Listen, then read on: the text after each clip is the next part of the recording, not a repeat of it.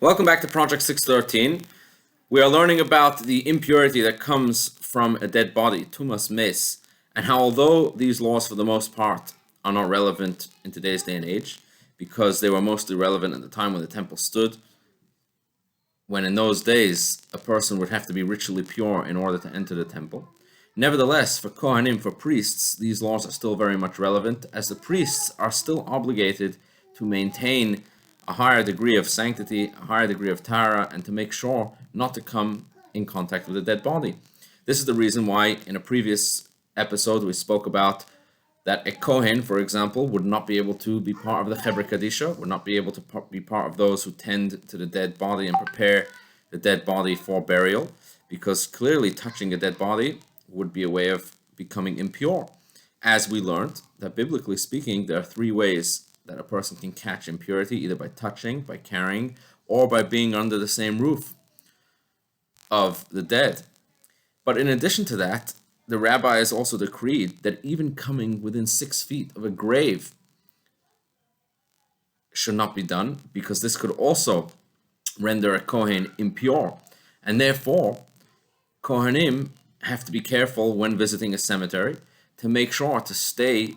6 feet away from the graves. Not only that, as mentioned in the previous video, if there is a tree growing over the cemetery,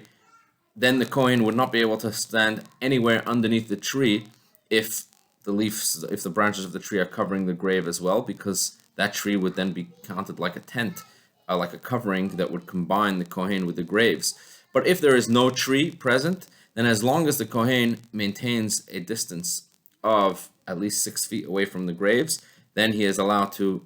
come into the cemetery, but no closer than that. Now, it's for this reason that you may have noticed that in general in Jewish cemeteries, there is a custom that Kohanim are usually buried on the front row of the cemetery close to the path. The reason for this is in order to make it easier for the family of the Kohanim to come and visit the cemetery at a later date, if they ever want to come and visit the graves of their loved ones,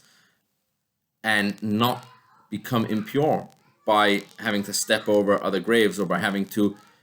go within 6 feet of other graves. Like this, since their loved ones are buried, since the Kohanim are all buried on the front row, the Kohen who comes to visit can stand on the path and can maintain his distance of 6 feet and still be able to visit the cemetery. But if his family member would be buried right in the middle of the cemetery, then he would not be allowed to go and visit at a later date after the funeral. For the funeral itself, he would be allowed to go if he was an immediate family member, but at a later date to go and visit, he would not be allowed to, for the reason that we are learning these days, that a Kohen is obligated to maintain this level of purity and not to come in touch with a dead body, and even not within 6 feet of a grave. Have a wonderful, wonderful day.